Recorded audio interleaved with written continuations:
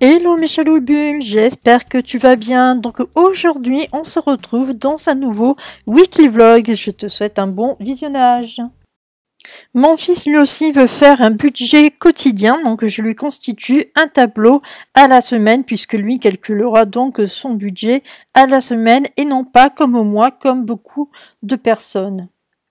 Je m'attelle donc à ce qui sera sa première enveloppe, c'est-à-dire l'essence. Ensuite s'en suivra tout le reste, c'est-à-dire le repas pour le midi, les tracas du quotidien, les imprévus, etc., etc. Mais pour l'instant, je mets le plus important, c'est-à-dire l'essence.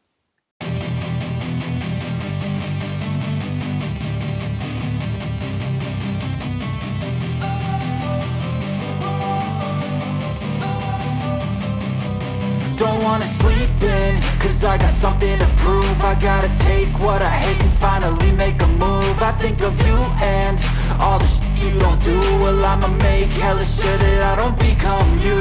I have no regrets, yeah, I'll tie up my chest. I'll never forget what it's like to be in debt. Been stabbed in the back bed, I'll show you what happens. Pass me the mic and I'll show you with action. I feel this pain, you already know. Turn that to gains, let my money show. I've got these things that I can't let go. Watch me turn this life into something that you can never own.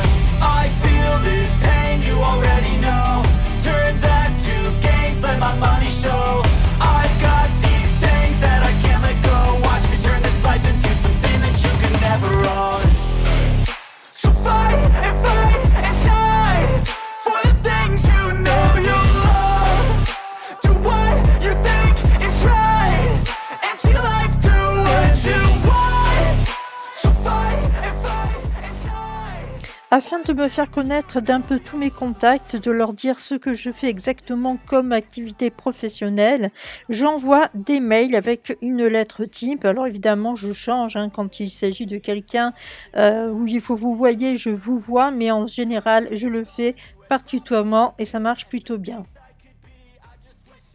J'en fais aussi par courrier postal parce qu'il y a assez longtemps de ça, je faisais pas mal de créations et j'ai échangé énormément d'ATC. Donc du coup, j'ai beaucoup de contacts où je leur adresse postal. Du coup, je me suis dit que ce serait sympa de leur faire une petite carte en même temps. J'ajoute en général quelques petites babioles à l'intérieur, comme par exemple, je sais pas moi, des perles, des embellissements pour le scrap, enfin tu vois, de ce genre de trucs. Je sais que ça fait toujours plaisir. You think it's right and see life do what you want. So fight and die for the things you know you love. Do what you think is right and see life do what you want.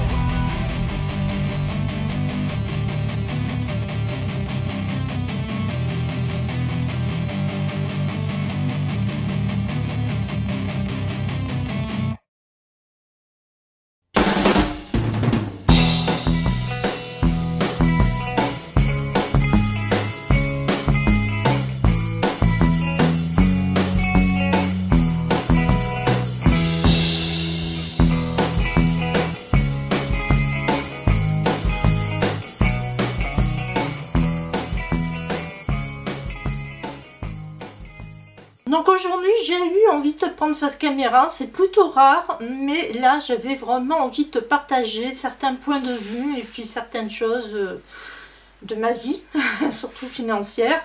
Donc on va en parler de suite et puis bah voilà, allez on part. Alors je vais déjà parler de mes finances et là c'est pas extrêmement catastrophique mais ce n'est pas non plus aussi le top. J'ai eu deux imprévus qui en fin de compte étaient prévus mais dont j'avais complètement zappé, qui se sont payés en avril et ça m'a fait quand même la bagatelle somme de 170 €, messieurs dames, mais oui bien sûr, et du coup ça impacte sur mon budget parce que je sais très bien qu'au mois de mai j'aurais voulu mettre de l'argent de côté pour Indochine pour l'alimentation et que là ça va encore être je vais être encore un peu coincée quoi à ce niveau-là. Alors je me dis heureusement que le Airbnb s'est fait, heureusement que le transport, j'avais déjà commencé à mettre de l'argent de côté, donc je peux prendre le Flixbus, le SNCF, le train ou ce que tu veux. Tout ça c'est ok, le métro aussi, enfin voilà c'est ok. Mais par contre si je dois prendre un Uber, là ça va être un peu plus compliqué parce qu'il va falloir que je mette de l'argent en plus. Et puis ben, le côté alimentation, forcément il faut que je mange. Donc soit je vois ça en juin, je me dépatouille à prendre un truc en juin de la maison, et enfin je sais pas, enfin bref, je me dépatouille et j'arrive à faire quelque chose en juin, soit je vais être dans la merdasse. Voilà. Donc il y a ça qui arrive. Comme tu le sais, moi ma priorité c'est de mettre de l'argent dans l'exhumation, crémation, inhumation. Ouais c'est ça. Et je t'avouerai que tant que ce ne sera pas fait, tant que cette exhumation, crémation, inhumation ne sera pas faite, je ne serai pas tranquille financièrement. Je ne peux pas voir trop loin en me disant je vais faire tel ou tel voyage. Ça je m'en rends compte maintenant parce que oui en 2023 je veux partir en septembre 2023 je voudrais partir en Grèce, mais avec le budget que ça nécessite pour l'inhumation, exhumation, crémation, tant que je serai prise là-dedans, je ne pourrai pas me projeter en fait. Et donc du coup, actuellement, je ne mets l'argent que pour ça. Je ne mets même pas dans les imprévus, je mets l'argent que pour ça. Et voilà, voilà. Donc c'est quand même assez compliqué. Et je me dis, mais entre guillemets, c'est bête à dire, mais vivement septembre, que je fasse ça et que je sois vraiment libérée. Parce que pour moi, ça sera vraiment une libération, ça sera vraiment un soulagement. Je n'aurai plus à penser à mettre tous les mois cet argent, ni à me dire est-ce que ça y est, je vais pouvoir y arriver, est-ce que je vais pas pouvoir y arriver, est-ce que je vais pouvoir avoir ces 1800 €, est-ce que je vais pas pouvoir les avoir, et si je l'ai pas, comment je vais faire. Enfin tu vois, voilà, c'est toujours un peu entre les deux. Je me vois mal dire la science sociale, est-ce qu'on peut passer de l'argent pour ça, à me dire si vous n'avez pas d'argent, vous le mettez en fosse commune quoi. Enfin tu vois ce que je veux dire. Donc c'est un peu délicat.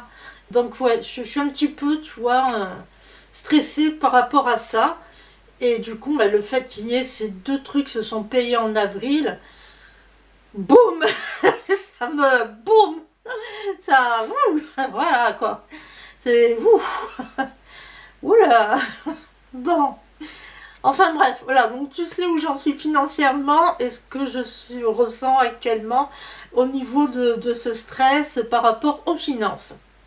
Passer quelque chose d'autre dont j'ai envie de te parler, et là ouais peut-être que je vais le dire en rigolant parce que sinon ça va pas le faire. Allez, on va parler des élections. Alors parlons des élections. Honnêtement je pensais pas que ça allait être Macron qui serait réélu. Je m'attendais plus à Marine Le Pen. Alors pourquoi parce que à force d'entendre les gens dire on n'en peut plus de Macron, vite et qu'il se casse du gouvernement, de les entendre l'insulter de tous les noms d'oiseaux, de lui cracher à la figure, de dire Macron démission, de dire tout sauf Macron, etc. etc. Et Macron dictateur aussi, parce que ça, je l'ai entendu dire plusieurs fois que c'était un dictateur. Je ne m'attendais pas du tout à ce qu'il soit réélu. Voilà, moi je t'avais dit, franchement, je m'en fous, c'est ce que j'avais dit le dernier weekly vlog, mais dans mes pensées, je pensais que ça allait être Marine Le Pen. Je me suis dit, ce sera forcément elle, vu que les gens n'aiment pas Macron. Alors je suis quand même restée surprise quand j'ai vu 58% de personnes qui ont voté pour lui. J'ai dit, waouh. Alors là... Mais où sont les gilets jaunes? Mais où sont les anti-vax? Où est-ce qu'ils sont passés? J'en sais rien, mais en tout cas, il n'y en avait pas. Il n'y en avait pas, parce que c'est pas possible. Tu peux pas faire 58%. C'est 58%. Si à côté de ça, t'as des gens qui t'aiment pas. Je sais pas, il y a un truc qui va pas. J'ai pas très bien compris, quoi, le truc. Et moi, en fait, ce qui me chagrine là-dedans, c'est de voir, là aussi je rigole, c'est pas rigolo, mais c'est de voir des gens dire, il y a quelques semaines avant les élections, Macron n'en peut plus, tous sauf Macron, on veut tout le monde sauf Macron, et au moment des élections, ces gens-là, ils se dégonflent, et ils votent pour Macron. Mais franchement, ce sont des gens qui n'ont pas de couilles. Arrête de dire un truc si au final, au moment des élections, tu fais autre chose. T'aimes pas Macron, tu votes pas pour lui. Point. Maintenant, ceux qui veulent s'abstenir, qui se sont dit, bon allez, moi je m'abstiens parce que Macron, je peux pas me le voir, c'est terminé. Et Marine Le Pen, bah, c'est pas mon kiff, quoi. Voilà. Donc je vais m'abstenir parce que je ne veux être d'aucun camp, d'aucun des deux camps. Bon, ok, bah d'accord, c'est ton droit, c'est ton choix. On peut rien dire de ces gens-là, en fait, ils se sont abstenus, mais on ne peut pas leur reprocher de s'être s'abstenus, puisqu'ils n'arrivaient pas à faire un choix entre les deux. Donc forcément, ces gens-là, ils vont soit manifester par la suite, soit ils vont s'adapter au gouvernement de maintenant, là. Et puis, bah voilà, c'est comme ça, on n'y peut rien, et voilà. Mais par contre, ceux qui étaient contre Macron et qui ont voté pour lui pour faire barrage à Le Pen, alors là, franchement, les gens, vous n'avez pas de couilles. Hein. Vous n'avez pas de couilles. Excusez-moi de vous dire ça. J'ai l'impression d'avoir vu les Français, ou alors, non, ah bah voilà, ou alors, c'est bon. Donc, soit vous n'avez pas de couilles, soit vous êtes des sadomaso. Peut-être que vous êtes des masos, hein, après tout. Parce que vous vous êtes fait marcher à la baguette pendant 5 ans et vous en remettez une couche. Bon, bah, si vous voulez, on vous achète des chaînes, on vous achète des fouets, on vous achète toute la panoplie du sadomasochisme. Comme ça, pendant 5 ans, vous allez pouvoir vous frapper dessus, tu vois. Parce qu'il y a un truc qui colle pas, vous êtes vraiment maso. C'est pas possible, c'est pas possible de réélire quelqu'un qui vous a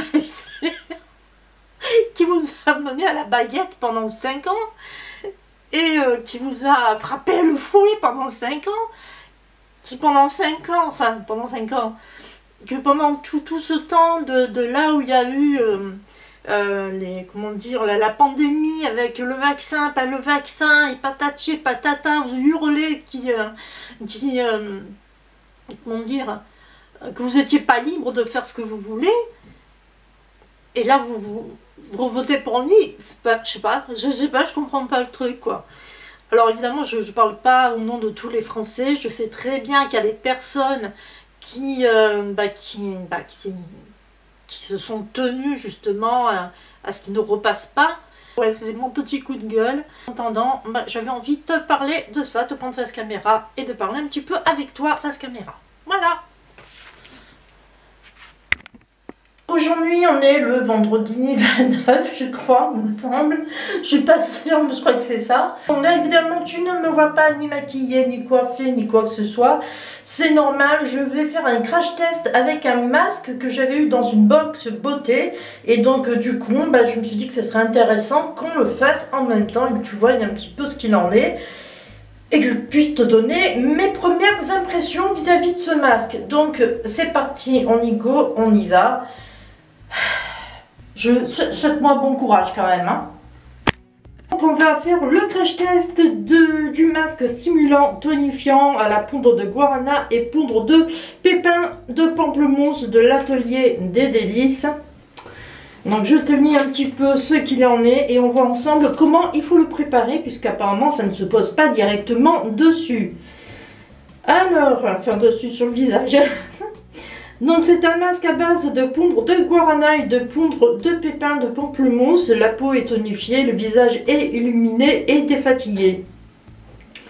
Conseil d'utilisation. Dans un récipient, mélangez la moitié du masque poudre avec 40 ml d'eau jusqu'à l'obtention d'une pâte lisse et homogène. Déposez le masque immédiatement et uniformément en couches semi-épaisses sur un visage et le cou, en évitant le contour des yeux. Laissez poser environ 15 minutes, puis retirez le film d'un simple geste. Le plus, pour davantage d'efficacité, réaliser un masque une fois par semaine. Alors forcément, je ne pourrais pas le réaliser toutes les semaines, étant donné que c'était un échantillon que j'avais eu dans une box beauté.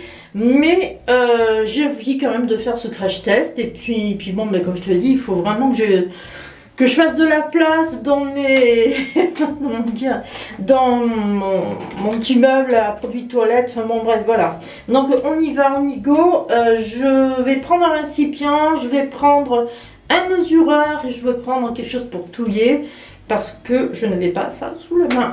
Donc je suis de retour, j'ai un récipient où je fais d'habitude mes touillages, donc c'est parfait. J'ai pris mon petit verre doseur. Et j'ai pris un fouet, un mini fouet. Alors je verrai avec le mini fouet ce que ça donne. Si je vois que c'est pas terrible, je prendrai un autre truc pour touiller.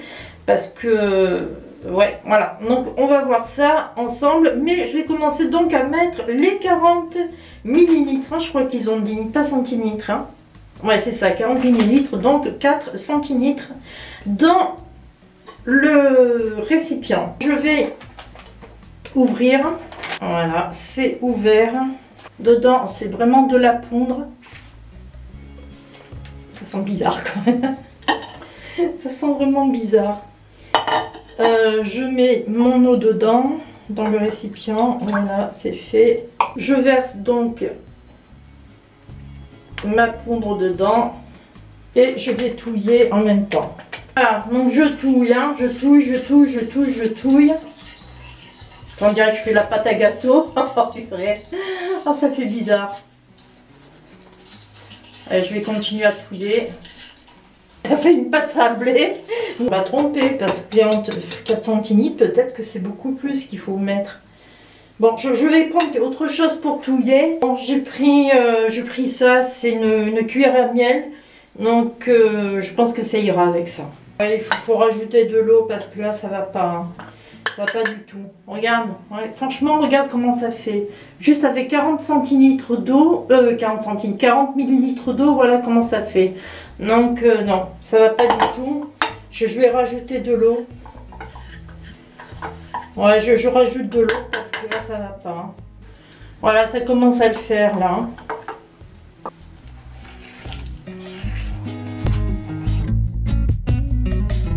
Voilà, donc là, j'ai vraiment obtenu une pâte lisse et homogène, donc je vais pouvoir me l'étaler sur la figure. C'est parti, on y go, on y va.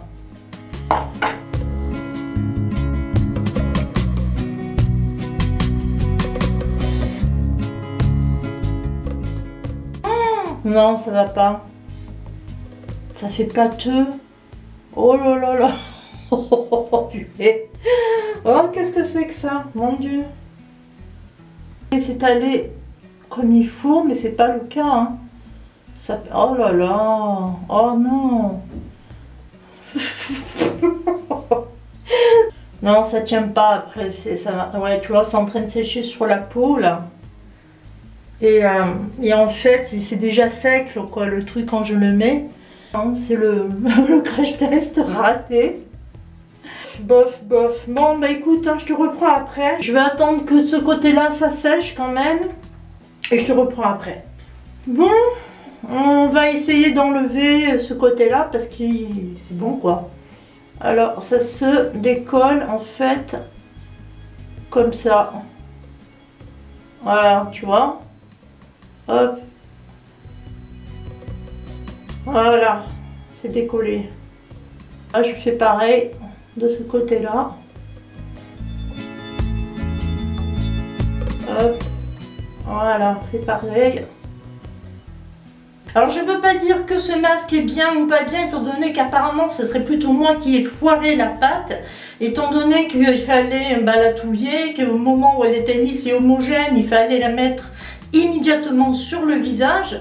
Chose que je n'ai pas faite étant donné que quand je la préparais, bah, elle n'était jamais lisse ni homogène. Donc du coup, j'avais dû prendre un autre touilleur pour pouvoir le faire. Et le temps que j'aille prendre autre chose pour touiller, eh bien ça a commencé à se solidifier. Voilà. Donc j'ai pris du maximum que je pu, je l'ai installé, mais c'était pas le top, quoi. C'était vraiment pas le top. Donc, ouais, il faudrait que, enfin, si un jour j'ai l'occasion de l'avoir encore entre les mains, je réessayerai encore une fois en faisant bien attention. Les 40 ml, je dis de suite, c'est pas assez. Là, par contre, je préfère avertir. Ils te disent de mettre 40 ml dans le récipient, mais c'est vraiment pas assez. Voilà, j'ai mis 40 ml, je me suis retrouvée à remettre 40 ml, donc ça te faisait du 80 ml. Et malgré tout, c'était pas encore le top de chez Top. Donc voilà, là, il faut que tu saches ça de suite. Après, oui, c'est vrai que là, de ce côté-là, là, le peu que j'avais pu mettre, j'ai pu le retirer plutôt facilement. Donc là, de ce côté-là, ça va. Pour le reste, je te dis, c'était pas la peine.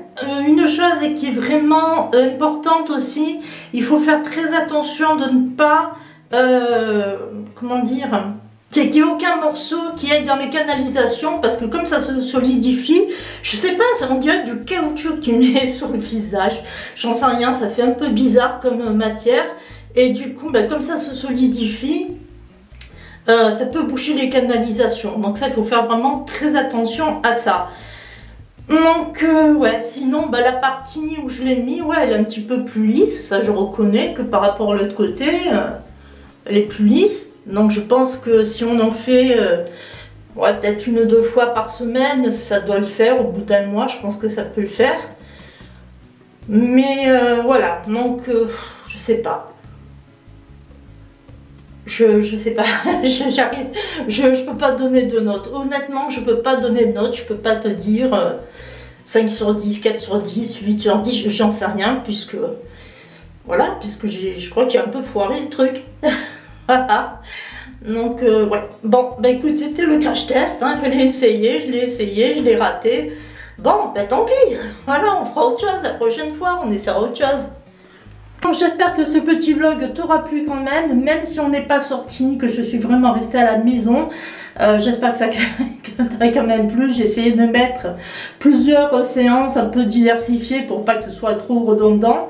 Mais voilà, donc je te laisse maintenant, je te dis à bientôt, porte-toi bien et surtout nique le virus.